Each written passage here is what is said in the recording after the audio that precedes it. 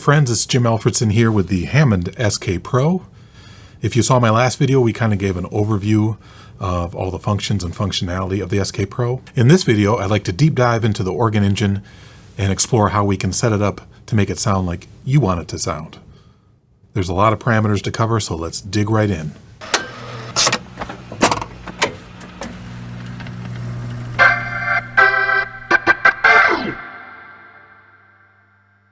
Before we get into the organ engine, I'd like to mention some things that in my excitement I forgot to talk about in the first video. Firstly, this is obviously the 73 note version of the SK Pro.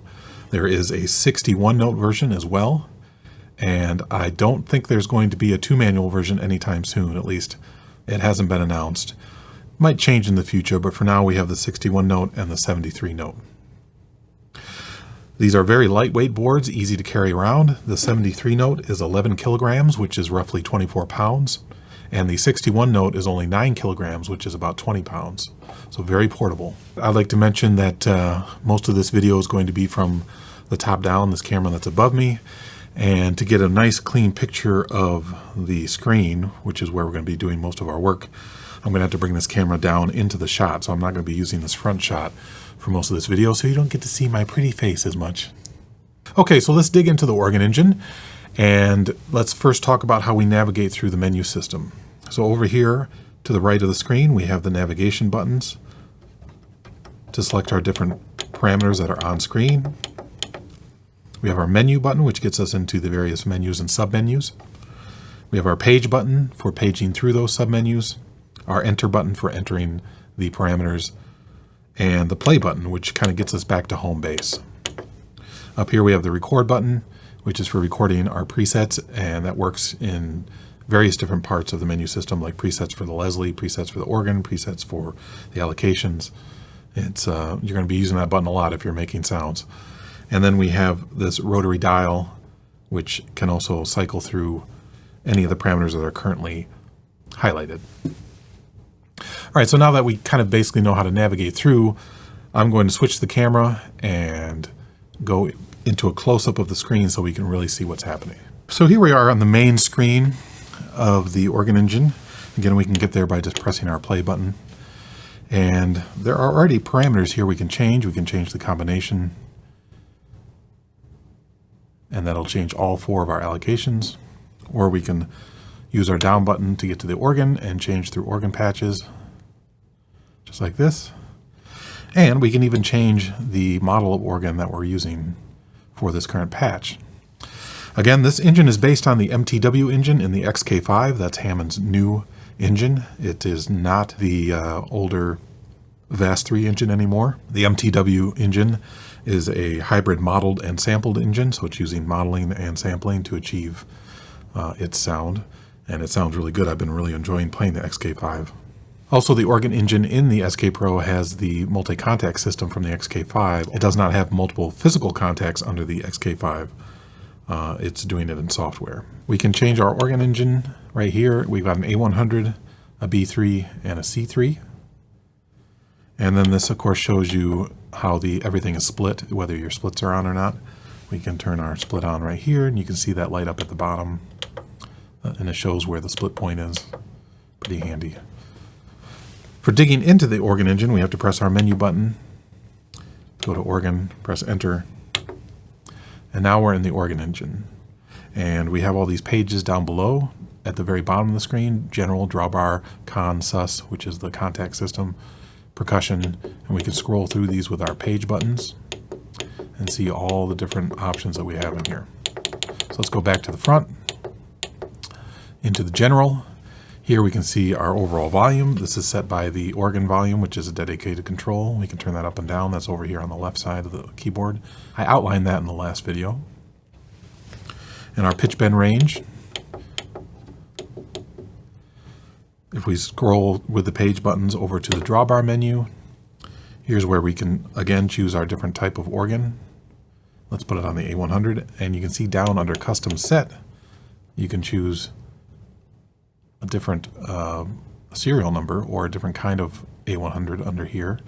Looks like the A100 only has 1 serial number. I think the B3 has a couple, so let's put it to B3.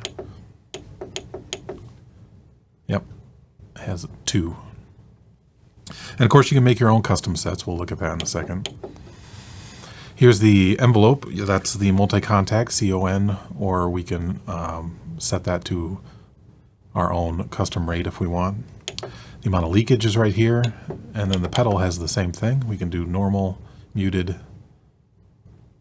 and it doesn't have the synth option that the XK5 had, but that's because this has its own synthesizer section as a separate unit, the monosynth section. Again, there's our contact, and here's our pedal registration. And there's different serial numbers in here too. So the pedal registration kind of controls how much harmonic content is in the pedals. These can be edited, but not from this menu, from a different menu. The differences in between the different B3 models are pretty subtle. So let's just listen with the first 4 drawbars pulled out and maybe a little bit of the top end here. That's the A100. Here's the B3. Here's the C3.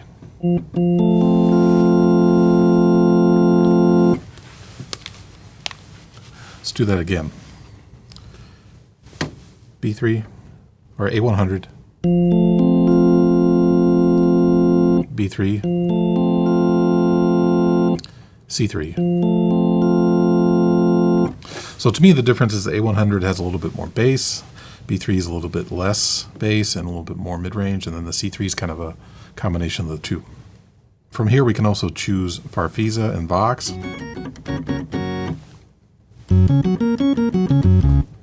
And the Ace tone as well. And even our pipe organ. So the Ace tone is new to the SK Pro, and what also is new is that down here under the custom set of pipes, we have some theater organ pipes.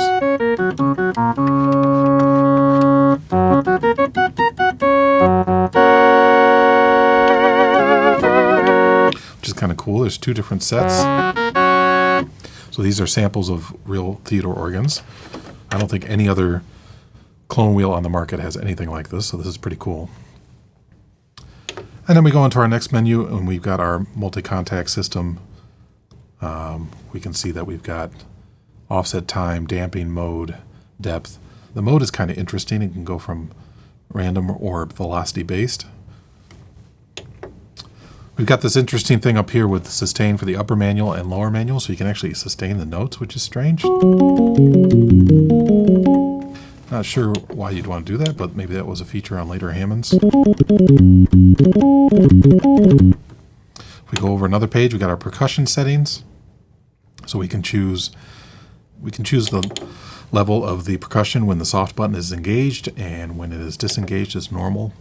And our decay, whether it cancels the 1-foot drawbar, whether the other drawbars get softer when it's turned on, and whether it responds to velocity. Scrolling over some more, here's our chorus vibrato settings. These are the same settings that are in the XK5, so we've got 3 different vintages of chorus vibrato, 55 to 57, 57 to 59, and 59 plus. Got our rate and our mix, whether it goes on the pedals or not. And then these are for the theater organ settings, the tremolants. Going over some more, here's our matching transformer. As I explained in my XK5 video, if you saw that, the matching transformer is essentially like a compressor that takes all the signals from the drawbars and routes it to the preamp. And it has something called hysteresis, which is kind of like a limiter on the signal. When things get a little too, when there's like too much voltage, it just kind of clamps down on it. And that really adds to the realism of the Hammond B3 sound. So we've got that in here modeled, and we can choose the drive level, how much hysteresis or how much clamping is going on, and actually the depth of the effect on the upper manual, percussion, lower manual, and pedal. What I like is a little bit more on the percussion because it kind of makes the percussion feel like it's integrated into the sound rather than being on top of the sound.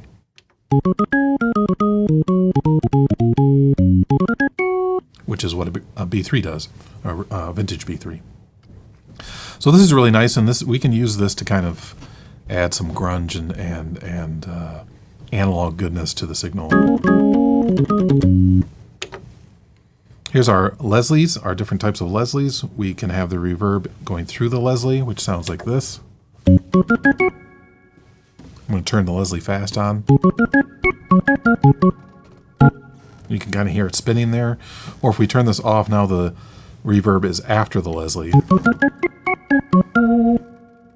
So it sounds like more of adding reverb to the microphones that are picking up the Leslie after the fact.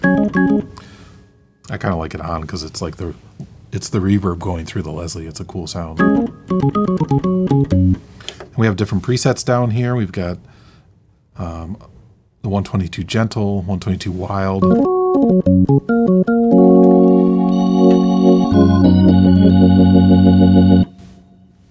31H.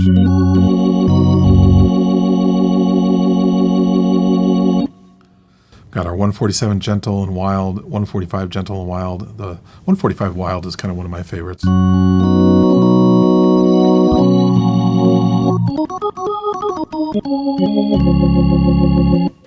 Sounds really good. And the PR40, and then if we back up, we got our own presets. I got my own 145 preset in here. Again, we can't edit the Leslie in this menu system right here. This is just choosing the presets, but I'll show you how to edit them in just a second. Then we've got our multi-effects. In the first multi-effects slot, we've got tremolo, wah-wah, ring mod, and compressor. And we've got our overdrive. These are improved overdrive models from the XK5. So we've got tube, solid, which is like a solid state pedal, clipping, EP amp. We can choose whether we get more overdrive based on where the expression pedal is, or whether the overdrive is before the expression pedal or just overdrive only. I usually set the organ so it overdrives as I turn up the pedal. So let's turn this up a little bit and you'll hear it. And then we got our blend, and we got a crossover, which is kind of cool. You can kind of set this down to where the crossover and the Leslie would be. Changes the sound quite a bit. Let's bump that up a little bit more. That's really neat. I'll put that back up to where it was so you can kind of hear the difference here. All right, and then turn it down to crossover point. It's kind of overdriving the bass, but not necessarily overdriving the top as much. That's kind of neat. Our next menu, we've got our multi-effect, our second multi-effect slot that has chorus, delay, auto pan, phaser, flanger, similar to the XK5. Then we've got our equalizer. This is per patch equalizer. This is not the master equalizer, which is in the global settings. And this is also where our tone control setting is, which emulates the tone control knob on the back of a vintage preamp on a B3. It's kind of like a tone control on your stereo. It affects the treble and the bass together. It's kind of neat. All right. And that's it for this menu. So we can do a lot of customization here. If we want to get even more in depth, we have to back out of this menu, scroll over to custom, and here is where we can do our custom tone wheels. And we can choose which one we want to start with, go into where the foldback is set, and look at this. Each wheel, the level, the high pass frequency, the leakage. I mean, this is really super in depth here. We can go through each individual tone wheel and set all these settings. This is wild, right? Here's our leakage and how the leakage is set up on each tone wheel. Look at this. This is really cool. You have control over every single individual tone wheel and what the leakage is doing. And the same thing on the 16-foot, on each drawbar. Look at this. On each drawbar and each note. I haven't even dug into this yet. This is heavy stuff. So yes, we can create our own custom tone wheel sets in here. Let's back out of this. Here's where we change our Leslie settings. This is really cool. Check this out. So here's my little setting. You can use whichever the factory presets you want to start with. Let's start with mine just for the heck of it. Use our page button to scroll over, and there's our little 145. Isn't he cute? So we can choose between the front and the back. There's a big difference. You can hear that it mutes the top end because we're using the virtual mics like through the louvers instead of having the louvers off like on the rear. So got a little more key click and a little more high end coming out of this one. And we can go from this to a 147 front or rear, 122 front or rear, a cone type, and the PR40 type. So those are our types we can choose from. We go over to the rotor section. This is where we set our fast speed, our slow speed, rise time, fall time, break time, delay time. From delay time determines like how soon after you hit the switch does it start to switch. And we got this cool little graph to kind of show you what your settings are doing. In the miking page, we can see our little virtual mics on the cabinet now, and we can set the width. See the mics get closer. Very cool. And the width on the drums. Spread those out. Let's do that. Let's spread them out a little bit. The center, where it's centered, let's center it right on the drum. See how that's moving? That's cool. Center for the horn. Let's put that like right here.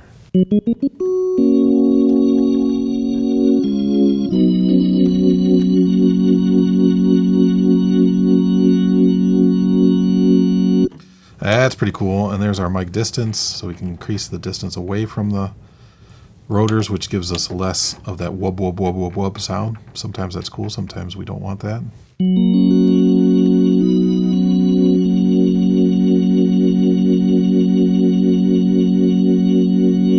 Very nice. Here's our volume between the horn and the drum. We can set those independently. And the sub, I really like this sub. I talked about this in my XK5 deep dive video. That just adds a direct bass signal to the Leslie signal. So without it, we get kind of this thing. Let me split.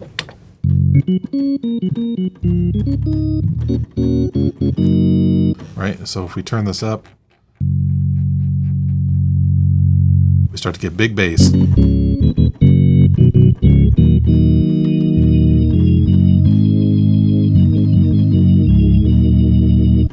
So it's a direct bass sound that's independent from the drum rotor sound. Gives us a really nice solid bass sound. Yeah, so that's our Leslie page right there. Some really nice parameters in there. Let's back out. I'm going to choose my preset again, get it back on there. Here's where we set our pedal registration. And again, we can control how much of the harmonics are in each pedal drawbar. There was a mod to vintage B3s where they would remove a wire and it would give the 8-foot drawbar less harmonics and make it more of a sine wave and give you a more pure bass tone. You can do that in here really easily by just choosing the different harmonics here, all 9, and choosing how much of each one is in the signal. So if we put our manual to bass over here on the side, and let's turn up our 8-foot drawbar. You can kind of hear how we can change the level of these.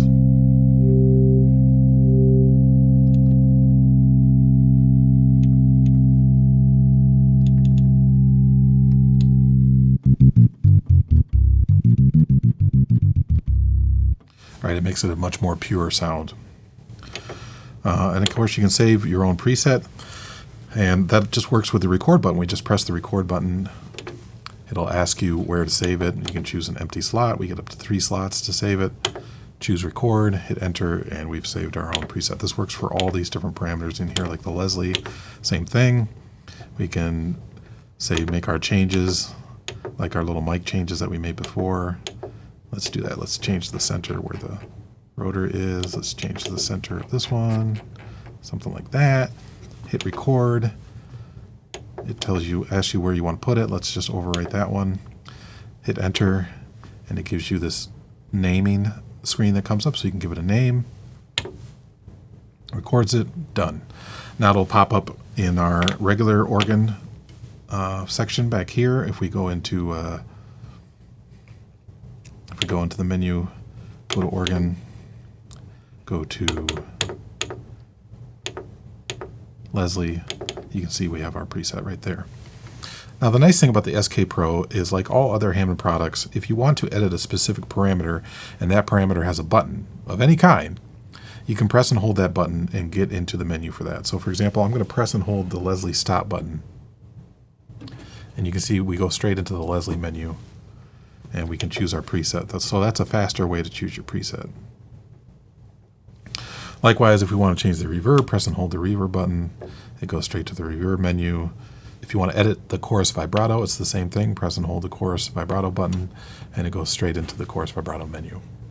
All right, so that's the organ engine. As you can see, there's a lot of settings and a lot of parameters to change, and you can fashion your own sound by using the tools available. You could create a custom tone wheel set based on your own organ at home. You can change the Leslie to sound more like your vintage Leslie at home if you wanted to, or you can just go hog wild and make a sound that nobody's ever heard before using these parameters. It's very, very flexible and very powerful. I hope you liked this video. If you did, please hit that subscribe button, give me a comment down below, and check out some of the other videos on the channel. In the next video, I'm going to go into the piano and ensemble sections of this keyboard and describe how you can customize those sounds to your liking as well. So stick around for that. Hope you're staying safe out there, keep making music, and much love to you all.